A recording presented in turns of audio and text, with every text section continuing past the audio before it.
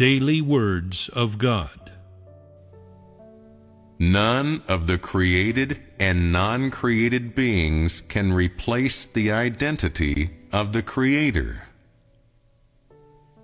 From when He commenced the creation of all things, the power of God began to be expressed and began to be revealed, for God used words to create all things. Regardless of in what manner He created them, regardless of why He created them, all things came into being and stood fast and existed because of the words of God. And this is the unique authority of the Creator. In the time before mankind appeared in the world, the Creator used His power and authority to create all things for mankind, and employed His unique methods to prepare a suitable living environment for mankind.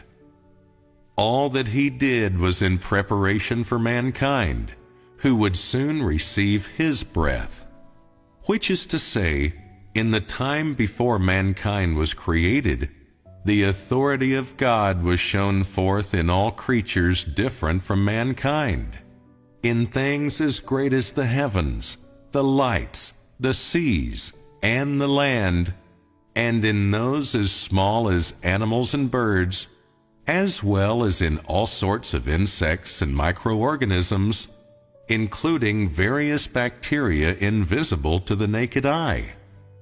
Each was given life by the words of the Creator, and each proliferated because of the words of the Creator, and each lived under the sovereignty of the Creator because of the words of the Creator.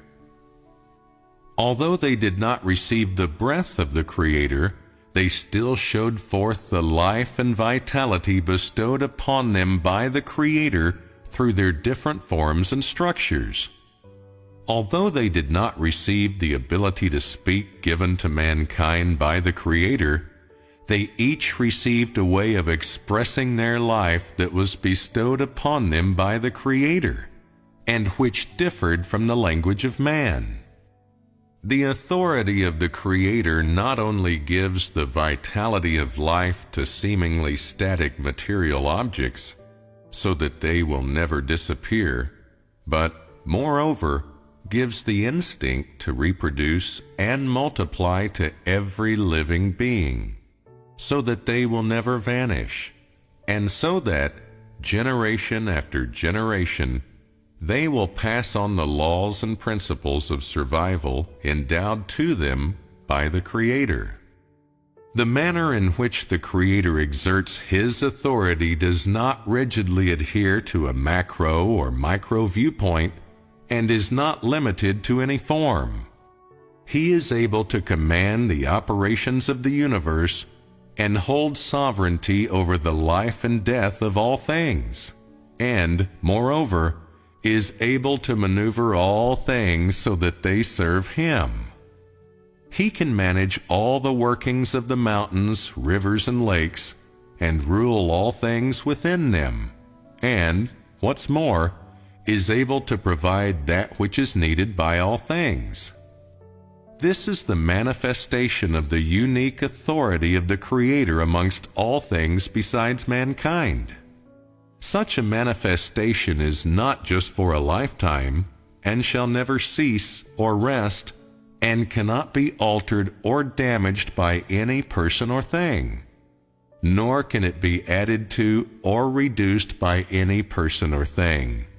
For none can replace the identity of the Creator, and, therefore, the authority of the Creator cannot be replaced by any created being, and is unattainable by any non-created being. Take God's messengers and angels, for example.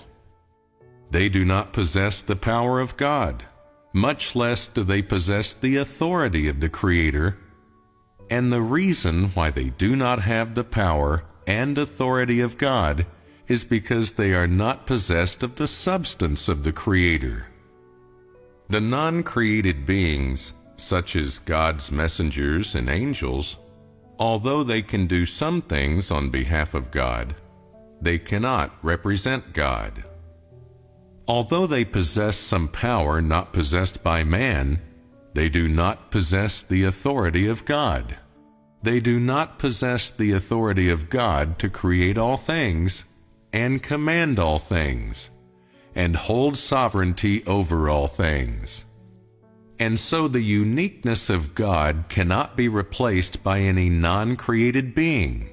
And similarly, the authority and power of God cannot be replaced by any non-created being. In the Bible, have you read of any messenger of God that created all things? And why did God not dispatch any of His messengers or angels to create all things? Because they did not possess the authority of God, and so they did not possess the ability to exert the authority of God. Just like all creatures, they are all under the sovereignty of the Creator and under the authority of the Creator. And so, in the same way, the Creator is also their God and is also their sovereign.